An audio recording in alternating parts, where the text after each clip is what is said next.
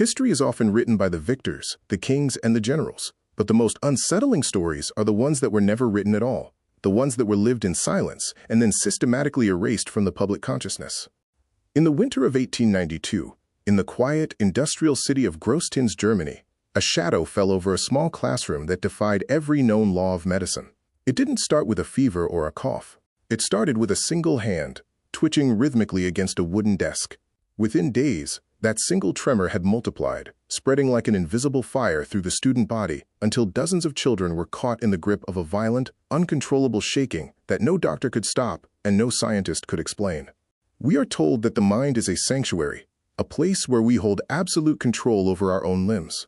But what happened in the closing years of the 19th century suggests a far more fragile reality. For months, a localized epidemic of rhythmic convulsions paralyzed a community, leaving experts baffled and parents terrified. Then, almost as quickly as it arrived, the phenomenon was labeled, filed away under a convenient psychological heading, and largely forgotten. But if you look closely at the surviving medical journals and the frantic letters sent between panicked school boards, a different picture begins to emerge. A picture of an event that may not have been a disease of the mind at all, but a physical response to something far more systemic and perhaps far more intentional. The year was 1892. Germany was a nation in the throes of a radical transformation. The rural landscapes of the past were being rapidly swallowed by the gears of the Industrial Revolution. Precision, discipline, and order were the virtues of the day. Nowhere was this more evident than in the Prussian education system, a rigid machine designed to turn children into the efficient subjects of a growing empire. It was in this environment of strict obedience that the first reported case surfaced. On the morning of June 28th, a young girl in a classroom in Großtins began to shake. Her teacher, expecting a momentary lapse in discipline, ordered her to be still. She couldn't. By the end of the hour, several of her classmates were also shivering. This wasn't the shivering of a cold room. It was a rhythmic, muscular pulsing that made writing impossible and standing difficult. By the following week, the school was forced to close its doors.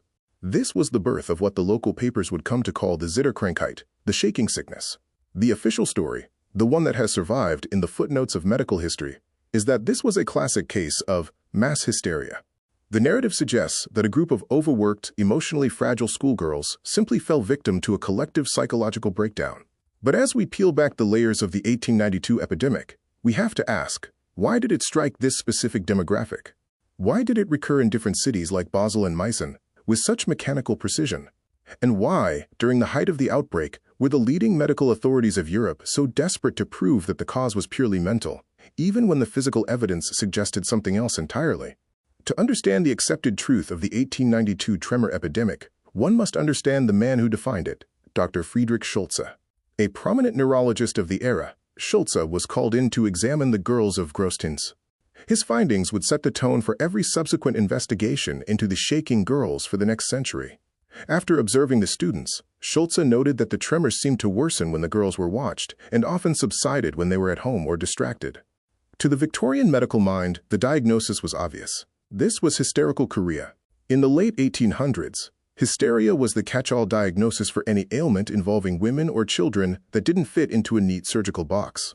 The official narrative claimed that the intense pressure of the German school system, the long hours of rote memorization, and the harsh discipline had caused a collective nervous collapse.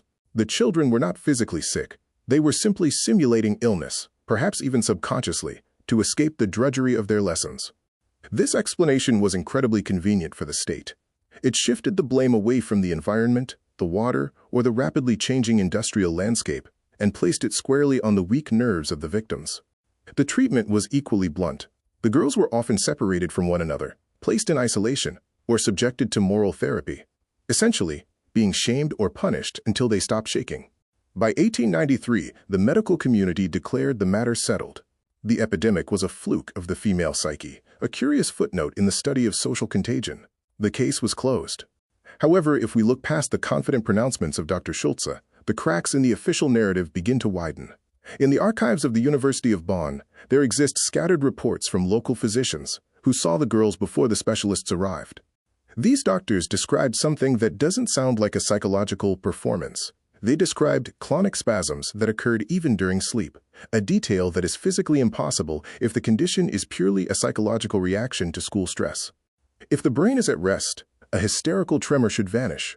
Yet, for some of these children, the rhythm continued in the dark of their bedrooms. Furthermore, there is the issue of the shaking rhythm. In a follow-up outbreak in Basel in 1893, a local physician named Dr. Amer recorded a chilling detail. He noted that the girls' tremors were not random. They were rhythmic, occurring at a steady rate of 4 to 6 contractions per second. This was a mechanical, repetitive motion that looked less like a nervous twitch and more like a resonance. Then there is the timing. Why 1892? Mass hysteria has existed as long as humanity, but this specific form of rhythmic, localized shaking began to appear in clusters across Central Europe only at the dawn of the 1890s. The official story blames the new curriculum of the schools, but schools had been rigorous for decades. Something else was changing in the German atmosphere in 1892, something that the authorities seemed very keen to overlook. As we investigate the environmental factors of Großtins and the other affected cities, a new pattern begins to emerge. These were not just any towns. They were the hubs of the new German Empire's industrial soul. Großtins was located in a region heavily impacted by coal mining and the early chemical industries. In the years leading up to the epidemic, new processes for smelting and coal gas production were being implemented on a massive scale. Records from the local municipal boards show a sharp increase in complaints about foul air and metallic tastes in the water during the summer of 1892. Yet when the medical commissions arrived to investigate the shaking girls, they didn't test the water. They didn't check the air. They focused entirely on the girls' moral character and their family histories. One must wonder why a group of scientists would ignore the most obvious physical variables in favor of a purely theoretical psychological one. There is also the curious case of the teachers. In several reports, it is mentioned that the teachers themselves suffered from severe headaches, dizziness, and, quote, a sense of impending doom in the weeks before the students began to shake. If this was a case of schoolgirls seeking attention or reacting to stress, why were the adults, the very figures of authority and discipline, experiencing physical symptoms of their own? These accounts were often redacted or dismissed as, quote, secondary sympathy, but they hint at a shared physical environment that was becoming toxic. Consider the layout of the classrooms. The 1890s saw the introduction of new, heavy, iron-framed desks bolted directly into the floors. In cities like Meissen, where the Tremor epidemic also struck, the schools were built in close proximity to the new railway lines and heavy machinery factories. We have to consider the possibility of infrasound, or low-frequency vibrations. Is it possible that these children were not shaking out of fear, but were physically vibrating in sympathy with an environment they were no longer designed to inhabit? If the official explanation of mass hysteria feels incomplete, what are the alternatives? We must look toward the darker corners of industrial history. One theory that has gained traction among modern researchers is the possibility of localized heavy metal poisoning. In 1892, the regulation of industrial waste was non-existent. Mercury and manganese, both used extensively in the production of glass, dyes, and steel, are known to cause erethism, a neurological condition characterized by intense tremors, irritability, and social withdrawal. The symptoms of manganese poisoning, in particular, often manifest as a rhythmic shaking that can be mistaken for Parkinson's or, in the 19th century, hysteria. Is it possible that a specific batch of coal or a leak from a nearby dye works contaminated the local environment of Großtins, affecting the most vulnerable members of the population first? The schoolgirls, with their developing nervous systems, would have been the proverbial canaries in the coal mine. But there is a more unsettling possibility. What if the epidemic wasn't an accident of industry, but a byproduct of the new science of the age? The 1890s were the decade of the invisible. Röntgen was discovering X-rays. Tesla was experimenting with high-frequency currents. Europe was being crisscrossed by the first electrical grids. In some of the towns affected by the Zitterkrankheit, the schools were among the first buildings to be modernized, with primitive electrical wiring and indoor telegraph stations. Could the Tremor epidemic have been the first recorded instances of what we might now call electromagnetic hypersensitivity? At a time when the human body had never before been exposed to man-made electrical fields, a small group of children in a small German town began to vibrate. To the doctors of 1892, electricity was a miracle, a vital fluid that could do no harm. To suggest the new lights were making the children shake would have been seen as heresy against progress. It was far safer to blame the girls' minds than to blame the wires in the walls.